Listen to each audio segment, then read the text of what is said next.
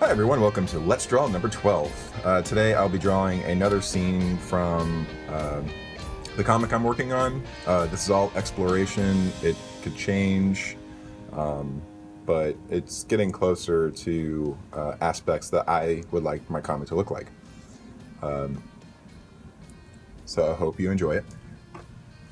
Now, if you can do me a favor and subscribe to my YouTube channel, that'd be great. And also you can subscribe to my email at my website at robinholstein.org, and I'll send you an email once a month just giving you an update on what I've been doing, and also a unique piece of art that I will not be sharing anywhere else.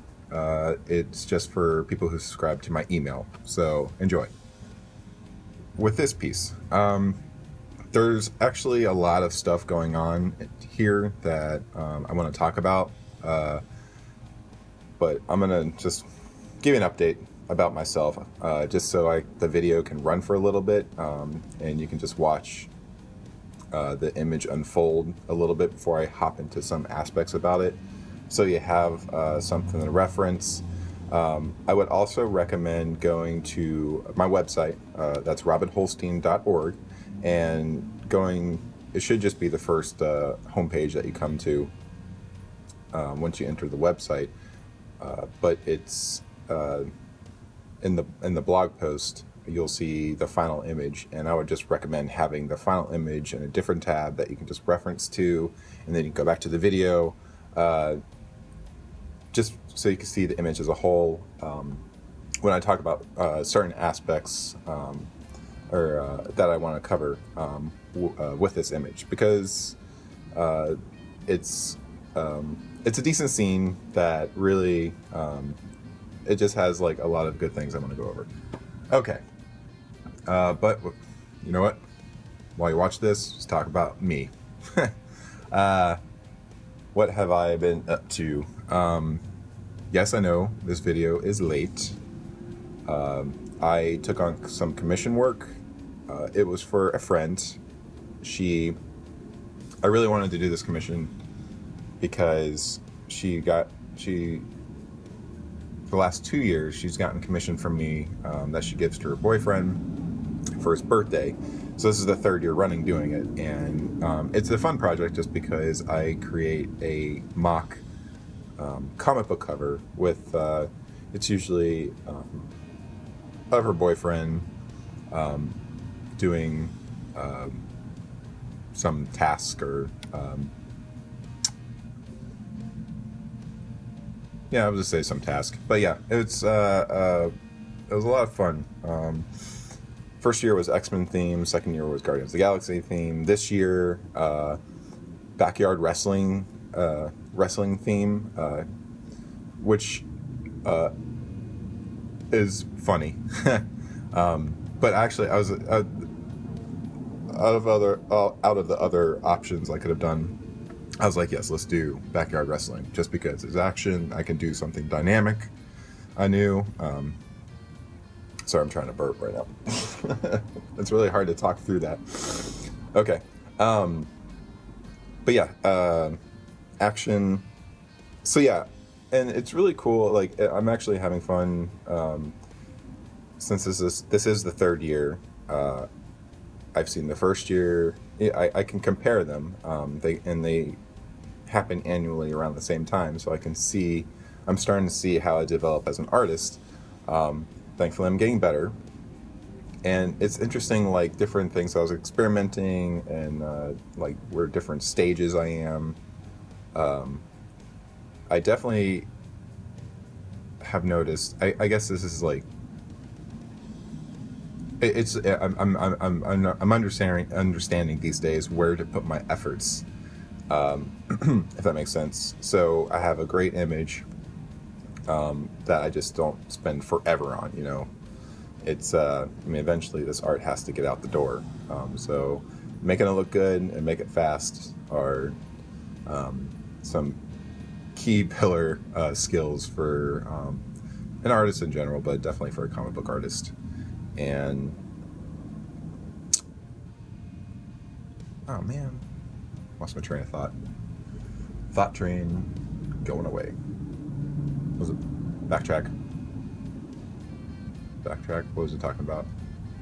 I mean, yeah, I was talking about image. I hate when my brain just checks out. I do that a lot, especially in conversations. Like, if the conversation goes on too long, like, I probably have ADD. I don't know. It's like my brain's like, okay, I'm bored of this conversation. I'm gonna start thinking of like interesting images and scenes, and like start having my own like little movie reel going in my head. Super embarrassing, because people will call me out on it, or I'll check, and then I'll sort of snap back into the conversation and realize like there's a big chunk of it that I missed, and I don't know. It's like I slowly have to like piece together what we're talking about through context. Oh yeah, so talking about yeah. So it's just cool to see like where I'm at, like at each stage in my development. Like I will say the third year is kind of closer to the first year in simplicity. Like, and when I say simplicity, I just mean I didn't go crazy on rendering, as opposed to the second year where I definitely rendered a lot more. I think that was an aspect that I was just really playing around with, just rendering a ton. But rendering is not really, that's just flash. That's not substance. And really now I'm trying to push design and composition, just trying to create an interesting scene. And that's this year. I tried, compared to the other ones, I will say the third year, this backyard wrestling one, I definitely did a better job in creating a scene with foreground, middle ground, background, like some nice depth to it, at a dynamic angle. And that's something I want to push. And a bit with these Let's Draws, especially like this one and the last one, trying to like, you're seeing me push for a style where I'm trying to focus on, like I said, the design, and like I just want to make sure the drawing is solid before hopping on the render. Sorry, heard a sound. I don't know what that was. So yeah, so commission, and also like that's the summer, so there's like more vacation stuff happening. I'll be coming back from vacation by the time I release this recording, and unfortunately I don't have a backlog, so I miss, I'll be missing a couple of these submissions. It'll happen. I'm looking forward to like once the commission stuff is over and the vacationing stops over the summer, and it's just like I just get back to work full time on the comic. I mean, yeah, I just want to like, I'm looking at this final image and I'm just like, I just want to keep exploring more of this world, and put a bunch of pages together that tell a story. I think that would be pretty rad. Okay, so what else did I do? I was fortunate enough to win raffle tickets, or not raffle tickets. At a raffle, I was given a ticket, and that ticket, I was able to win some passes to Outside Lands for one day. Outside Lands in San Francisco. It's just a really big music festival. I've heard about it. A lot of great bands go, and I would never ever pay money to go to it just because it's so expensive. It's like $200 per ticket, so it's like, and I got a pair of tickets, so it was just myself and my wife. It was fun for the first bit of it. It's interesting, like it just made me realize, like, it's like, oh, why I have an aversion sometimes to large events. And the first half of the day was fine because there wasn't as many people, and then there was just a wall of people, like, around. Who did I get? I got to see Rabba Riot, St. Lucia, Grimes, Mark Snow, I want to say. I didn't really get to the stage for that one. I was just kind of in the way back, getting food and listening to him. And LCD Sound System. That was for Friday. There were some others that would have been really fun to see, like the Muppets band. They actually had like a bunch of puppeteers, and they had a raised stage so the puppeteers can hide underneath that stage. So it looks like the Muppets were performing, but it was like the Dr. Teeth and the Electric Band. I forget what the full band name is, but a friend of mine that I met Friday, him and his wife had passes for the entire weekend, and he sent me a video for it. And that band and the Muppets, they just did like a bunch of covers, and it was actually a lot of fun to watch, and the crowd was getting really into them. But yeah, like in general, I'm like, I made it to LCD Sound System maybe like for the first like 3 or 4 songs, and then my legs gave out, and then old man Robin kicked in. He's like, "Meh, I'd rather be on a couch." So that's what I did. I was like, and thankfully, my wife is also a person that likes to hang out on the couch with me. So it's like, she was ready to go as well. So it was good timing before the massive crowd that got released into San Francisco, and it would have been impossible to find a ride back home. So whatever, it was a good call. At least the tickets were free. So, and now I can't say I never win anything at a raffle. So, because I did win something at a raffle. I guess, what am I playing? Was playing Pokemon Go, probably like all. I'm sure a lot of you who are listening to this have given it a shot. I played, and then I kind of burned out on it. And then I picked up, Monster Hunter Generations for the the 3DS. For those who just, if you're not familiar with Monster Hunter series, it's a series that I like, but because it's a super challenge for sure, and I that's something that it's a game that definitely kicks your ass in the beginning because there's a steep learning curve. It's definitely a different format in game design that I don't really see really anywhere else. But the point of Monster Hunter, it's an action RPG where you go out, you hunt for supplies, and you hunt small to large monsters, and they call them monsters, but really it's just like really fun, unique.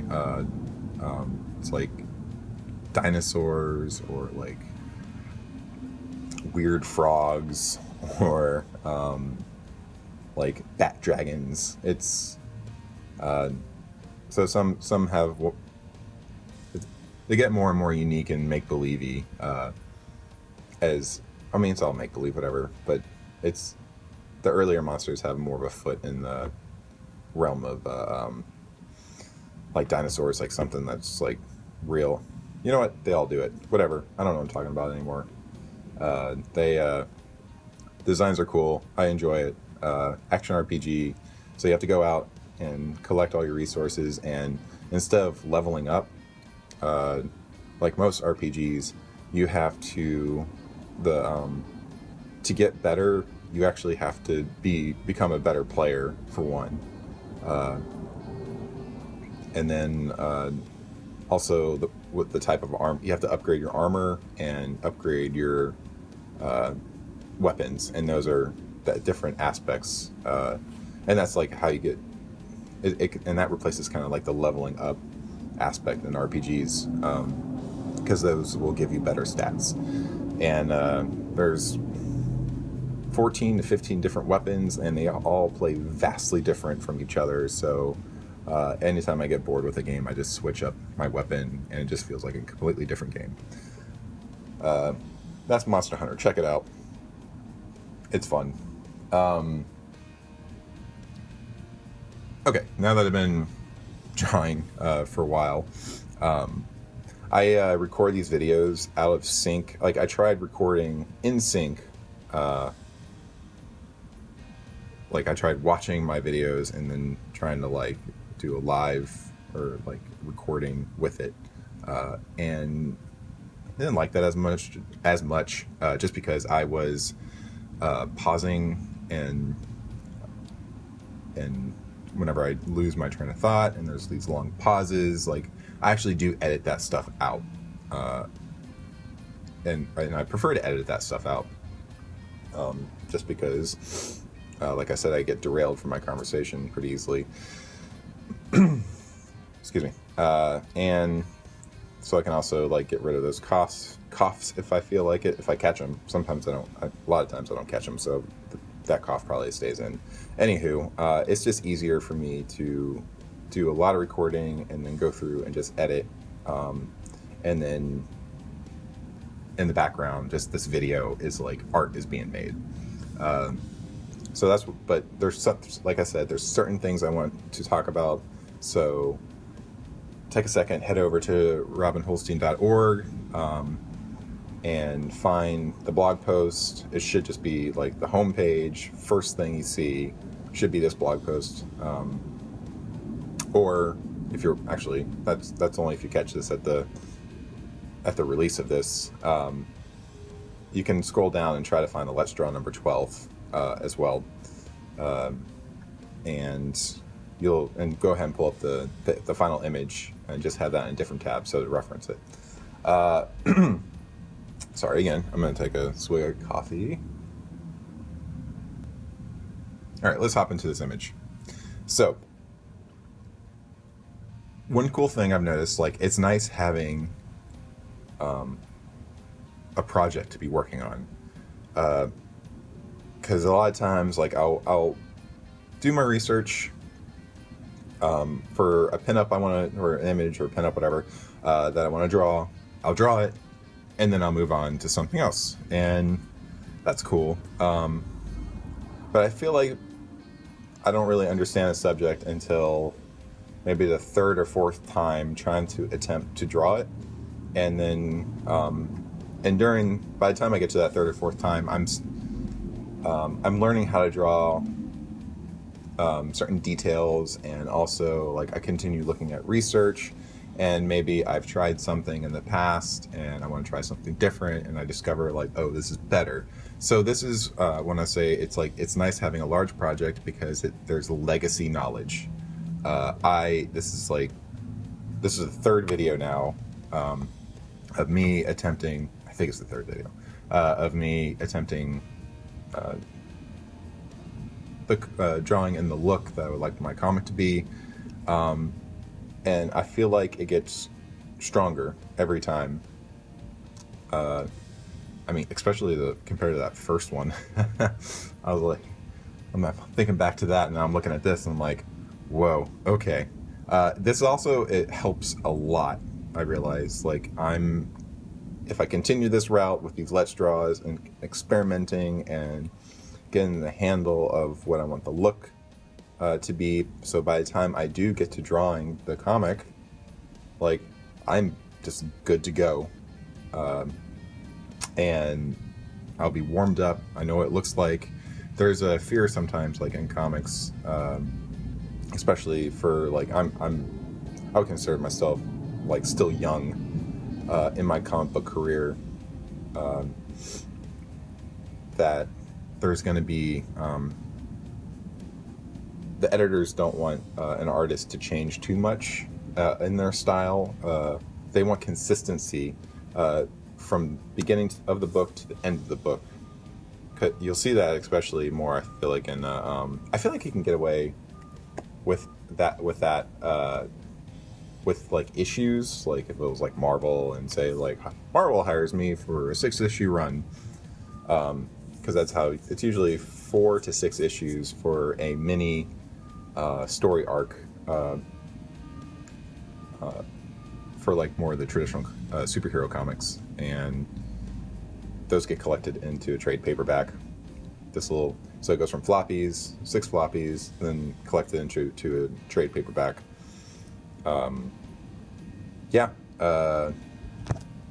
Reason I just had a quick fear of like, am I not recording? Okay, I am recording. So, okay, so 6-issue run, you can get away, I feel like, with if there's art style change, just because I feel like that the issues, it would look weird, I think, once they get collected, but like if someone's following in the floppies, like I think they have time away from each issue, as opposed to if someone just plunkered down with like a graphic novel and just blew through that in a day, and they see like this art style change like drastically in just one day, that there might be a disconnect. I don't know. I think maybe the person reading will think like, oh, this is an interesting art choice to like change.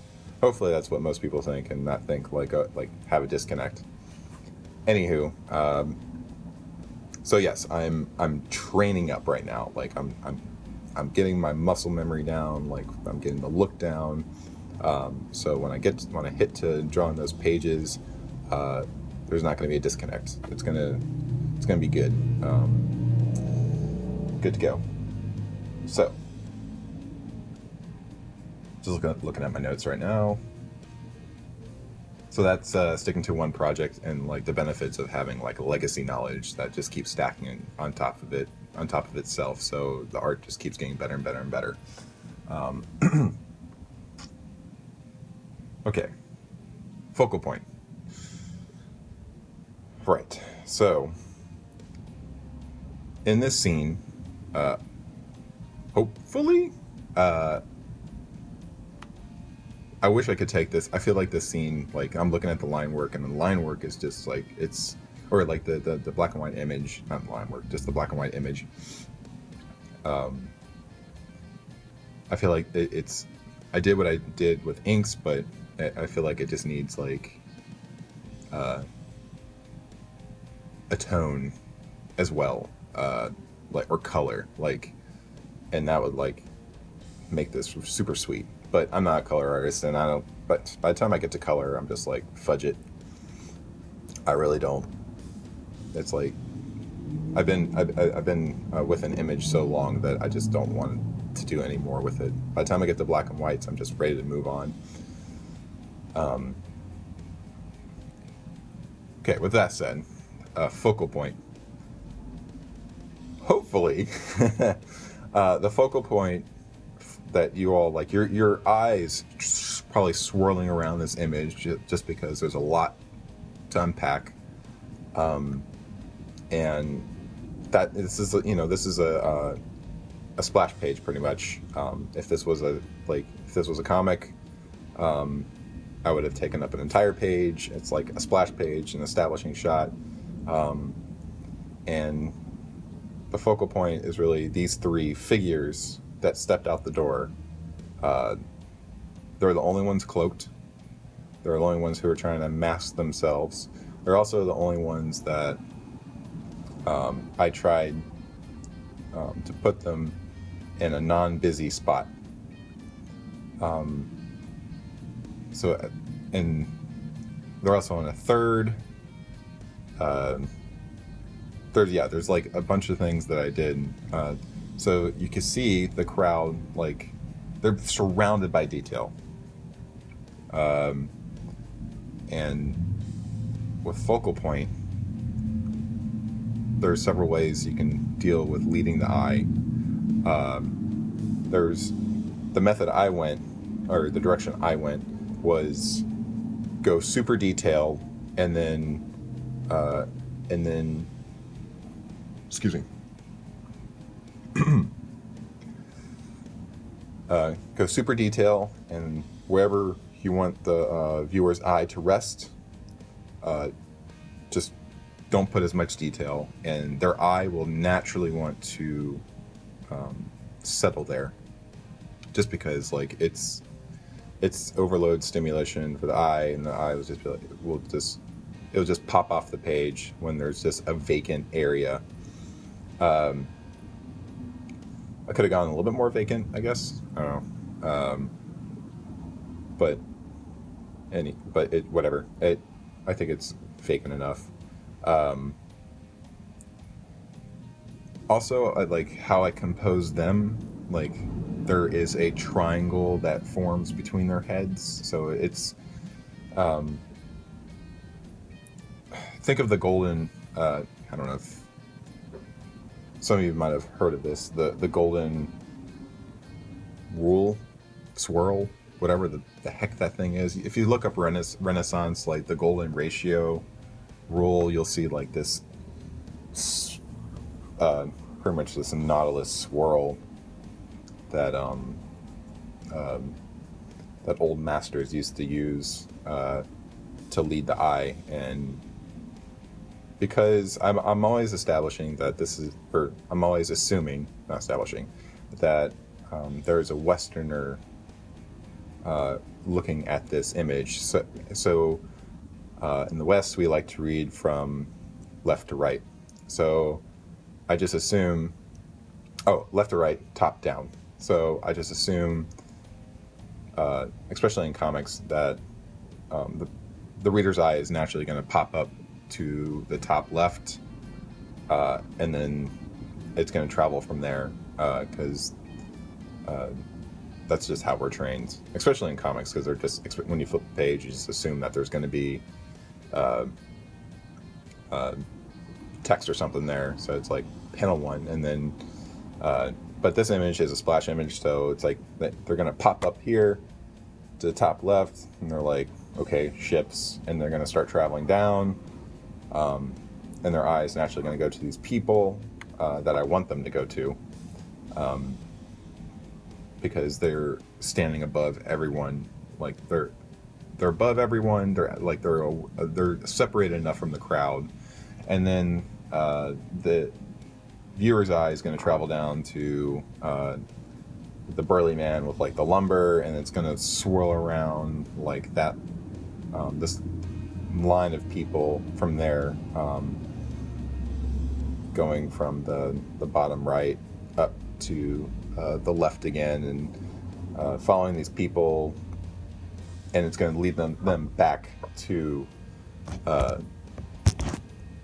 the 3 people that I want the focal point to be.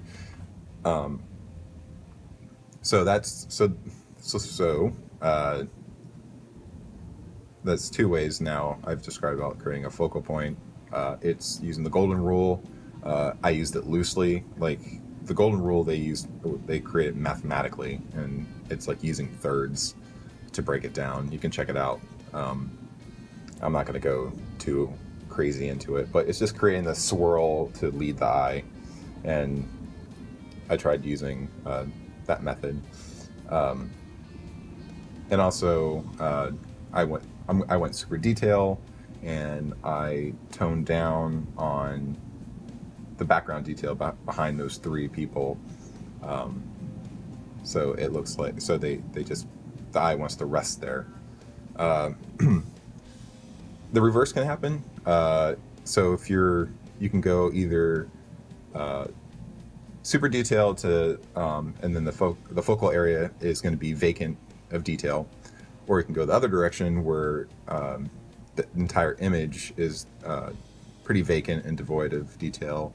So any detail that is placed in the image, it just pops off the page. So scenes that will be in like the desert or a snowy scene, where it's pretty vacant, and then say like you have like a lone figure on a hill, like that lone figure is going to get a lot of emphasis. So you can play around and use that for to your advantage. So that's focal point. Also, like, I want to talk about creating depth and also perspective. I know a lot of you, yeah, I guess it's safe to say that there's some of you that who are going to be adept to perspective, and others who I've encountered a lot of artists who are just like, I don't understand perspective. I drew a lot of backgrounds, like training, not backgrounds, but like I drew a lot of like scenery, more than people, when training up in school and as an artist, just because like, I don't know, maybe it felt like a confrontation to like stare at someone, and like try to sketch them. And also like people are complex, and I didn't have all the knowledge to draw them well, and also you have to have people around to like draw them, and I was just lazy, I guess. So I kind of found it more interesting to draw my surroundings. So I think innately I was just started picking up like how my eye looks at the world, and understanding depth. I mean, this is a straight on, like, you could say 1 point perspective, ish. I'm gonna say this is more straight on shot. Like if I had a camera, I mean, I'm straight on to my the trio that I want the focal point to be, and I use my knowledge of perspective and cheating depth to round out the rest of the scene. So I'm going to go over cheating, like how to create depth before even hopping into perspective. Because for the longest, art and like artists, I mean, perspective wasn't really a thing until the Renaissance. So there was other ways that artists used composition and other methods to show depth. And so let's start with positioning. So images, like I'm thinking of Eastern art in particular. I've seen like they'll create their scenes, and when they wanted to show something further back in the scene, it's all like pretty flat, like everyone's scale is the same. So if they wanted to show something that is further back, it would be higher in the image. If something is closer to the viewer, it's going to be lower in the image. And I just totally did that in this image. So I had the foreground crowd, bottom, like right. And then, as midground, literally in the middle, and then background, in the top. Kind of didn't plan that. That's just me now dissecting what I do. I just do it on the fly. But now I'm looking at this, and so I'm just dissect. It's kind of interesting dissecting my own art. Okay. So depth, positioning. Positioning is one way to show depth. Scale is another way to show depth. Foreground people, big. Background people, small. Pretty simple. And then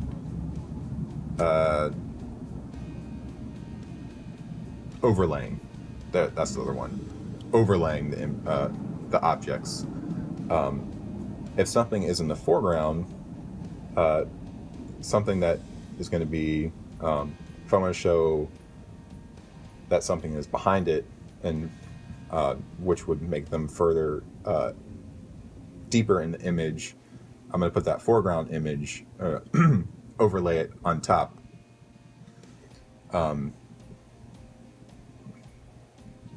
So giving that person priority, and establishing and saying, yes, this person is in the foreground, and since they're overlaying, if they could be the same scale, but since that person's overlaying the background person, that background person is naturally going to recede, even though they might be the same scale and in the same positioning.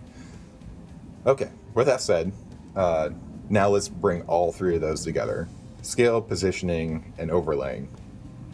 Those are all cheats that if you can't figure out the perspective on images, or what the perspective is doing in a certain image, rely on those three aspects. That's what they taught us early on in art school. It's we learned that before even getting into perspective. And then, excuse me, it's just nice to have that knowledge, and then throwing perspective on top of that, just because so when I create my images, I have multiple perspectives, just because in nature, the only time you really have the 1-point perspective that a lot of you dread, because it just feels so mechanical and, to me, boring. Sorry, people who like to draw cities for superheroes. Boring. I see some people do interesting things with them, but it just looks like a mind-numbing experience where I just have to have a bunch of microns drawing out windows on buildings that Spider-Man is flying by. Anywho, done with that rant. I prefer more organic images just because, like I said, I'm someone who enjoys drawing backgrounds, and I trained up on that before hopping into people. And one thing I noticed, especially if you look up Santorini, Greece, it's where I went for my honeymoon, but I also brought my sketchbook, and I had a fantastic time drawing that place, because if you can find that image of what Santorini, Greece looks like, you'll probably be like, oh my god, where are the perspective lines? And honestly, you just have to detonate the perspective line, because it just doesn't exist. It looks like a Tatooine, it feels like a bunch of Tatooine desert structures, but painted white, and then they're on top, and they're all clinging onto an hillside. So it's just it's almost, there's no point in trying to figure out perspective, and that's where it's you can get an idea for perspective, but understanding the scale, positioning, and overlaying, that's, and then your own eye of understanding when something looks right in perspective and when it doesn't. That's all I had to rely on, really, when I was sketching that place. So in most organic towns, and especially this comic that I'm going to be creating, it's going to be I don't know, almost 18th century. I think it's 18th century, early 19th century looking. So no modern cities. So that means man-made, handmade. So it's going to get very organic. And the building's going to rust out, and going to have ships, and the ships are going to be in different perspectives, and I can get it. I'll create different perspective reference lines. And actually, if you're watching the video, you'll see actually those perspective lines. And yeah, I actually had to create 3 different perspective lines, just quick guidance that I gave myself to follow.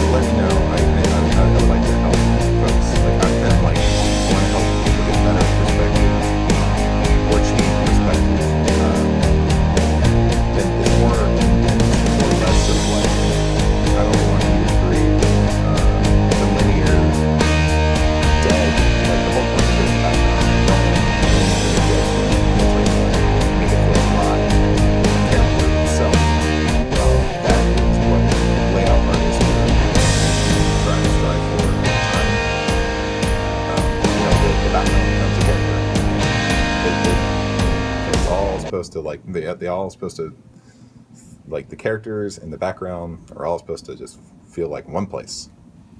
Oh yeah. Excuse me. One more thing I want to talk about for on the way out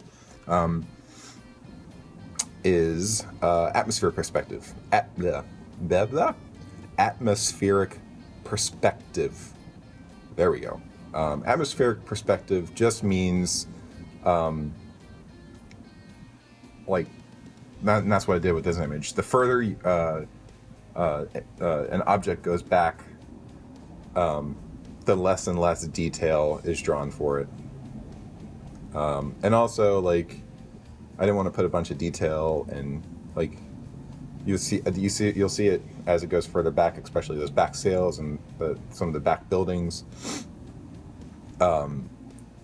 It's a lot more open white. I feel like there's enough detail anyways there, and especially in the sails.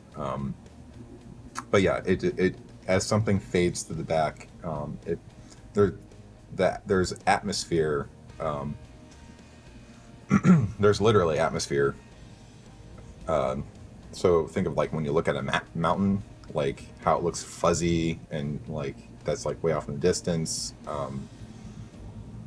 And it looks and sometimes looks a little fuzzy and way off, and like that fuzziness is just all those particles that your eyes picking up that it has to look through, and it's like particles of dust, moisture. I think it's just mostly dust and moisture, I'm going to say, that gets in the way and just can't really see details as well. So that's atmospheric perspective, and I didn't want, I wanted to reserve blacks more for the foreground and middle ground, and I put just a little bit of black on people in the background. But yeah, so atmospheric perspective is also a cool way to show depth. Look it up. If I'm not explaining it that well, hopefully you can find something. Excuse me. Alrighty, I'm gonna call it. This one's a longer one, so I probably didn't make it to the end. But continue watching. If you have any questions, let me know. And hopefully you're enjoying the direction I'm going. If you need help with perspective or just, I don't know, just anything else that you want to like check, like ask me questions about in the image, how to get better at something,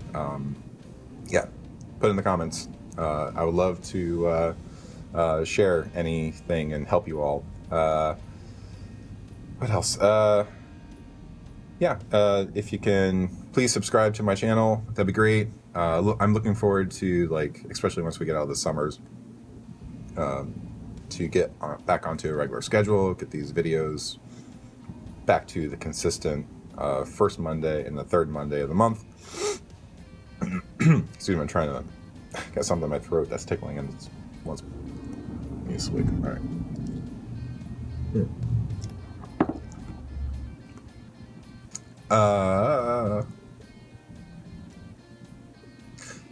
Please subscribe to my channel, and also subscribe to my email. Please subscribe to my email, and you can you will receive an email from me once a month. Though I think I actually skipped it this month. Whoops. I'm busy. I got distracted. I'm no more commissions for a while. I just have like one more that I need to do, and then I really want to get back to full-time writing and working on this stuff, because as you can see from this image, I'm enjoying it. I'm getting better at it, so I'm just want to stick with it. Subscribe to my email. You'll get an email from me once a month, and it's going to have a unique image, most likely probably character design from or something from me figuring out the comic, just because I don't have a lot of time, and I pretty much have to truncate all my art being linear focused into this comic book. And I will, so that you'll get an image, and I won't be sharing it with anyone else except for my subscribers. Thank you all so much. If you want to support me, you can also go to Patreon. Just look me up, Robin Holstein. Just $1 a month. That's less than a cup of coffee these days. And it's just $1 a month. It just helps me out a lot.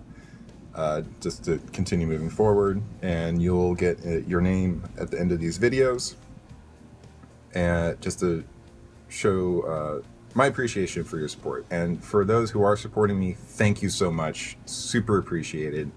And I really do appreciate, like y'all sticking with me. So yeah, until next time, I'm looking forward to the next image. Definitely another aspect of this world. And I'll talk to you all later.